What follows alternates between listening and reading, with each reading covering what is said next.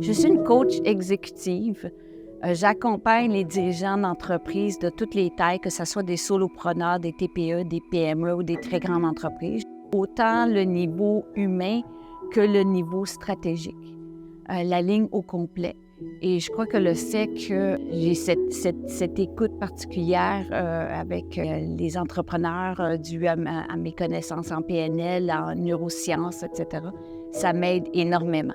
Moi, quand j'étais jeune, je savais pas c'était quoi un entrepreneur. Fait que je voulais chanter, je voulais jouer du piano, je voulais enseigner. J'ai découvert que j'aimais ça.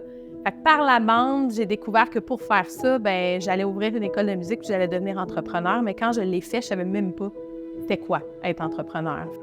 Fait que ici, on propose des cours privés, fait que des cours de chant, de piano, de guitare, de ukulélé, de basse électrique, de batterie, d'éveil musical aussi. Notre force, c'est d'être à l'écoute du besoin de l'élève qui entre chez nous.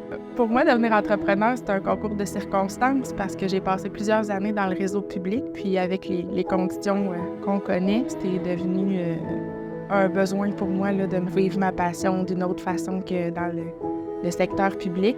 Puis, si on me demandait si je veux retourner, ce serait non. En fait, on offre 3 services, autant la stimulation du langage, l'éducation spécialisée que l'orthopédagogie. Donc, ça couvre vraiment les besoins de tous les enfants de 2 à 12 ans. Tous les services sont sous le même toit.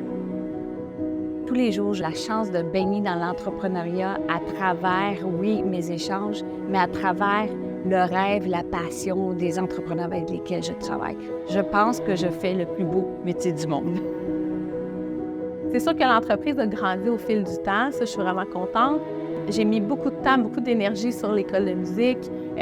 C'est sûr que du côté de la chanteuse, j'essaie d'en mettre aussi. Puis pour l'école en tant que telle, c'est sûr que c'est ça. Je prévois un déménagement pour agrandir nos locaux puis accueillir encore plus d'élèves chez nous. Plein de projets, autant avec l'équipe du Fort Santé qu'avec les partenaires, les organisations, les organismes de la région qui s'en viennent, entre autres en persévérance scolaire. Il y a beaucoup de projets stimulants qui s'en viennent et j'ai vraiment hâte là, que ça se concrétise.